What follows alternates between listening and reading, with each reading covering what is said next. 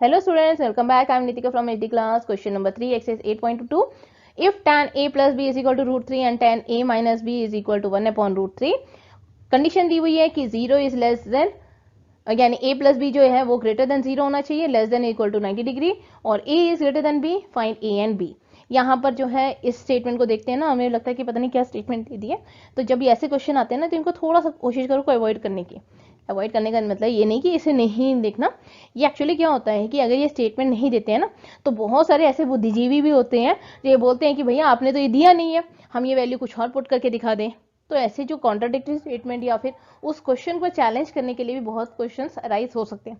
तो ये सारे जो हैं वो क्वेश्चनों को जो चैलेंजिंग करते हैं या चैलेंज देते हैं कि भैया ये क्वेश्चन आपका गलत है, उनके लिए ये स्टेटमेंट लिखना जरूरी होता है।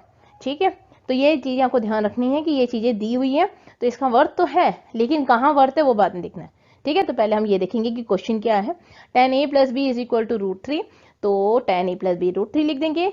और अब इसमें हमने क्या देखना है कि tan के ऐसे कौन से उसमें रूट 3 आता है। अब बोलो कि tan ही क्यों लेना है, साइन ले सकते हैं, कॉस ले सकते हैं, बिल्कुल ले सकते हो, लेकिन उसका कोई फायदा नहीं होगा। ठीक, अगर यहाँ tan लिखा है तो tan के फॉर्म में ही देखना है आपने। ठीक है, साइन होता तो साइन देखते, कॉस होता तो कॉस को देखते। अब यहाँ tan है तो हमें tan को ही लेना है। ठीक है, tan में रूट 3 कब आता है, tan 60 में। तो आप क्या लिखोगे, tan a plus b is equal to tan 60। Clear. अब यहाँ पर क्या है, a प्लस बी हमारा हो गया 60 डिग्री। क्लियर।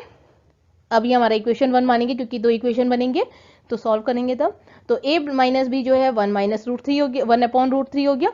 अब 1 अपॉन रूट 3 tan 30 में आता है, तो tan 30 लिख देंगे हम। ठीक है, तो a माइनस बी हमारा 30 आया। अब ये दो इक्वेशन से क्या हम a निकाल सकते हैं, बिल्कुल। इन दोनों को ऐड करेंगे तो हमें मिल जाएगा कितना, 2a is equal to 90 degree. अब आप बोलोगे माइनस भी कर सकते हैं, ऑब्वियसली बात है आप माइनस कर सकते हो, कोई प्रॉब्लम नहीं है। ठीक है, वो आप पर डिपेंड करता है कि आप कैसे सॉल्व कर रहे हो इसे। ठीक, एक बार आप प्लस कर लो, एक बार माइनस कर लो, तब भी आपको वैल्यू मिल जाएगी। तो a हमारा हो गया 45। अब हमने क्या करना है, a 45 को मैंने इक्वेशन 1 में पुट कर देना है। ठीक, अब क्या मिलेगा हमें, b is equal to 60 minus 45, तो 15 डिग्री। अब देखो ये जो स्टेटमेंट इन्होंने दी है ना, क्या वो मैच कर रही है। इन दोनों का जो सम है वो ग्रेटर देन 0 होना चाहिए, यानी a प्लस बी क्या हो गया हमारा 60, जो कि ग्रेटर देन 0 होगा और 90 से कम होगा, बिल्कुल है। और a जो है यानी 45 जो है वो 15 से ग्रेटर होगा। क्लियर। एक्चुअली क्या होता है, जैसे हम यहाँ पर a माइनस बी है, अगर ये 0 हो जाता ना, tan 0 हो गया, tan 0 की वैल्यू क्या हो जाती, 0 हो जाती है ना। तो इसलिए बोलते हैं कि 0 से ग्रेटर होगा।